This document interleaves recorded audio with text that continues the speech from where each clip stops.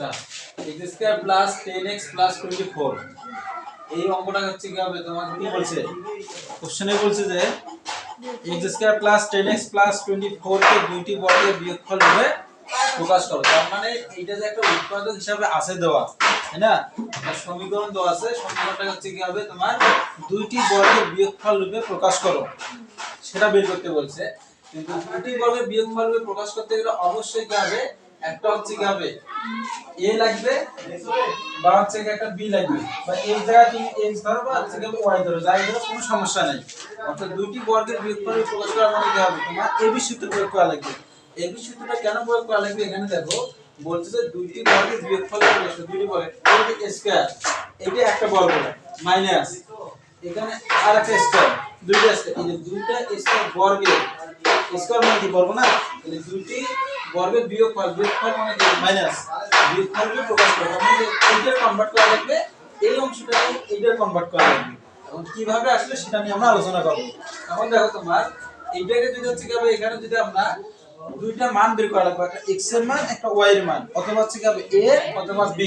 এখন দেখো এইটাকে যদি আমরা যে উৎপাদকের বিশ্লেষণ হিসেবে যদি হচ্ছে কি হবে মিডল টার্ম করি, তাহলে কত হচ্ছে a স্কয়ার প্লাস প্লাস এখানে হচ্ছে 4 কত হয় 24, এই 4 24 এখানে হচ্ছে কি হবে যোগ হচ্ছে 24 হলো। এখন x যদি আমরা কমন দেই তাহলে এটা হবে x 6, a 4 4 কমন নিলে x 6 হবে। আবার হচ্ছে কি হবে x 6 ইনটু হচ্ছে কি হবে x 4, তো এই অংশগুলো একটু এই অংশ একটু, ঠিক আছে? তো এইটাকে আমরা কি ধরলাম, মনে করি a ধরলাম, a সমান আছে x 6 আবার b সমান আছে x 4, ঠিক আছে?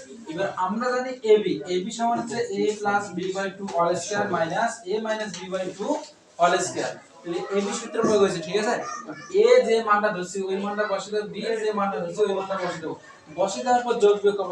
এখানে একটা x এইটা একটা x, টোটাল হচ্ছে কয়টা x, দুইটা x, তাহলে 2x প্লাস প্লাস 10, তাহলে 4 কত হয় 10 10 হলো, তাহলে স্কয়ার স্কয়ার মাইনাস মাইনাস এখানে আছে x 6 মাইনাস x 4 বাই 2, তার মানে কি হবে x x এ কাটা গেল, তাহলে কত 6 থেকে কি হবে 4 যদি বিয়োগ করো তাহলে কত 2 হচ্ছে, তাহলে নিচে 2 উপরে 2 কাটা গেলে 1 হয়, 1 এর উপর স্কয়ার হবে, তাহলে কি হবে এখানে হচ্ছে 2 যদি কমন নাও নিচে 2 উপরে 2 কাটা যাবে, তাহলে কাটা যাওয়ার পর হচ্ছে কি হবে তোমার x 5 whole square minus 1 square, তার মানে কি হবে দুটি বর্গের বিয়োগফল রূপে প্রকাশ হচ্ছে, ঠিক আছে?